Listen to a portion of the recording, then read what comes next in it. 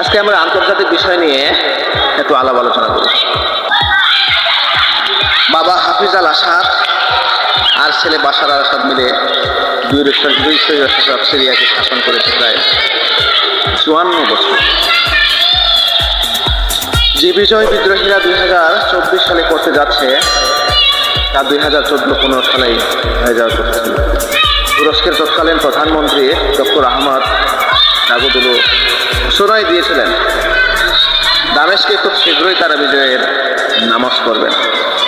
বাদশাহ ইরানের পক্ষ হতে তারা রাশিয়াকে নিয়ে যুদ্ধের ময়দানে হাজির হবে।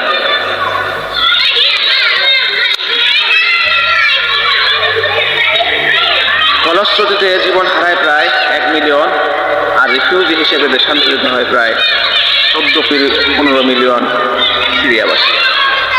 দীর্ঘ সময়ে রক্তক্ষয়ী যুদ্ধে জড়িয়ে যায় দুনিয়ার একাধিক সুপার পাওয়ার রাশিয়া, আমেরিকা, আঞ্চলিক শক্তি ইরান, তুরস্ক, ইসরায়েল ছাড়াও অনেক শক্তিশালী বিদ্রোহী ও ধর্মীয় গ্রুপগুলো।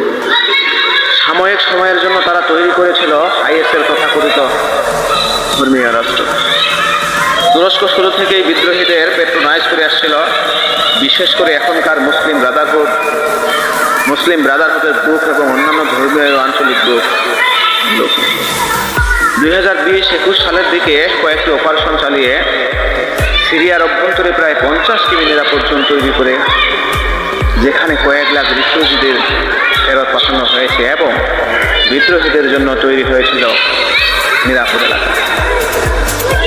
আসাদ হটানোর পর তার মূল নায়ক প্রেসিডেন্ট এরদোয়ান তার দীর্ঘ সময়ের গোয়েন্দা প্রধান হাকান ফিদানকে পররাষ্ট্রমন্ত্রী বানিয়ে এই কাজগুলো যথাসময়ে এগিয়ে নিয়েছেন। আমেরিকা কয়েক দশক ধরে এখানে সন্ত্রাসী গ্রুপ পিকেকে, ওয়াইপিজিকে সমর্থন অস্ত্র দিয়ে আসছে। স্বাধীন কুর্দিস্তান গঠনের জন্য এত সহজে তারা সিরিয়া এবং কুর্দি জোন থেকে সরতে চাইবে না।